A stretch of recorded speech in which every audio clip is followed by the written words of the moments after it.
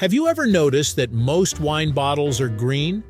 Whether you're browsing the shelves at a grocery store, visiting a winery, or enjoying dinner at a restaurant, chances are many of the bottles you see have that familiar green tint. But have you ever stopped to wonder why? Is it just tradition, or does the color actually serve a purpose? As it turns out, those green bottles are doing much more than simply looking elegant. Their story stretches back hundreds of years and combines craftsmanship, chemistry, and a little bit of practicality. So why are wine bottles usually green? Let's uncork the fascinating history behind one of wine's most recognizable features, right here on History of Simple Things.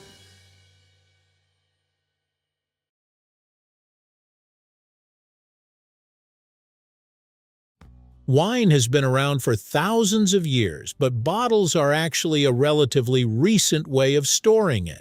Ancient civilizations such as the Egyptians, Greeks, and Romans kept wine in clay amphorae, wooden barrels, or animal skins. Glass existed, but producing large glass containers was expensive and difficult.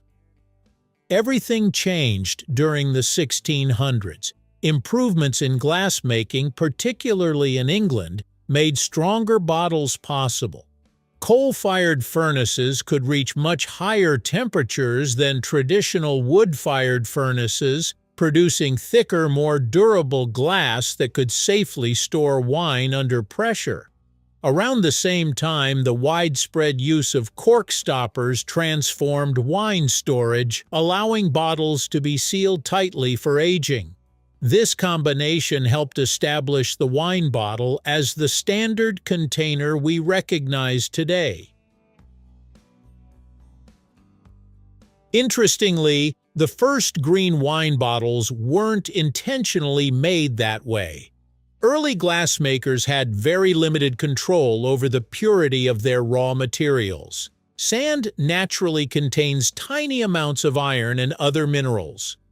When these impurities were melted together, they gave the finished glass a greenish or bluish-green tint. The higher temperatures of coal-fired furnaces often made these colors even darker. Producing perfectly clear glass required extra refining techniques that were both difficult and expensive. Since green glass happened naturally during production, it became the practical choice for bottle makers.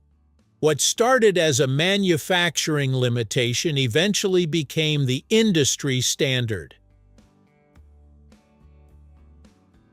As wine producers gained more experience, they realized that the accidental green color came with an unexpected benefit.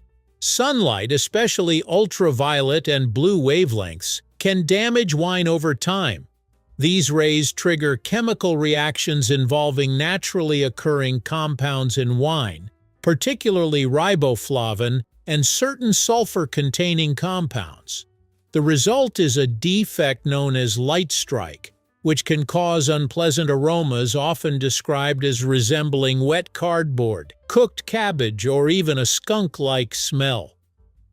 Green glass filters out a significant portion of this harmful light, slowing these reactions and helping preserve the wine's flavor and aroma during storage and transport. While it doesn't block all light, it offers far better protection than completely clear glass.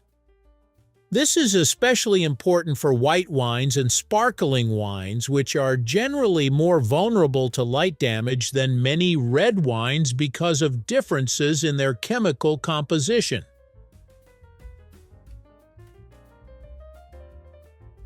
If you've looked closely, you've probably noticed that not every green wine bottle has exactly the same shade. Some bottles are pale green while others are almost black. These differences are often linked to regional traditions as well as the type of wine inside. Dark green bottles have long been associated with famous wine regions such as Bordeaux, where Cabernet Sauvignon and Merlot are commonly produced. In contrast, many wines from Burgundy use a slightly lighter green bottle with a different bottle shape. German Rieslings are often sold in elegant tall bottles that range from light green to amber brown, depending on the style and producer. Although these traditions aren't strict rules today, bottle color and shape often provide experienced wine drinkers with subtle clues about where a wine comes from. If green bottles protect wine better, why do some wineries still choose clear glass? The answer is marketing. Certain wines are meant to be enjoyed while they're still very young, often within months of bottling. Since they aren't intended for long-term storage, light exposure is less of a concern if they're kept properly before purchase. Clear bottles also allow customers to see the wine's color, which can be an important selling point.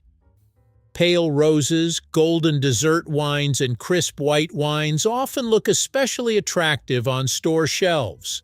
To reduce the risk of light damage, retailers usually store these bottles indoors under controlled lighting, and consumers are encouraged not to leave them in direct sunlight for extended periods. Today's glass manufacturers can produce bottles in virtually any color with remarkable consistency. Unlike centuries ago, the green tint is no longer an accident, it is a deliberate design choice. Some wineries now use lightweight bottles to reduce shipping costs and lower carbon emissions. Others experiment with blue, black, or even transparent bottles to stand out in a crowded market. There are also alternative packaging options, including boxed wine, aluminum cans, and recyclable paper-based bottles that continue to grow in popularity. Even with all these innovations, green glass remains one of the best balances between protection, cost, durability, and tradition. It's a simple solution that has stood the test of time. So why are wine bottles usually green? It all began as an unintended result of early glassmaking, when natural impurities gave bottles their distinctive color.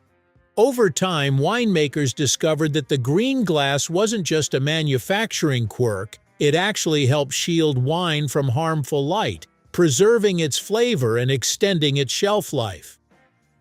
Today, green bottles continue to represent centuries of winemaking knowledge, blending science with tradition. The next time you pick up a bottle of wine, you'll know that its color isn't just about appearance. It's a reminder that sometimes what starts as an accident can become one of the smartest designs in history. And that's another simple thing with a surprisingly fascinating story. Thank you for watching. If you have suggestions for our next video, feel free to share them in the comments below. We'll be sure to give you an acknowledgement for your contribution.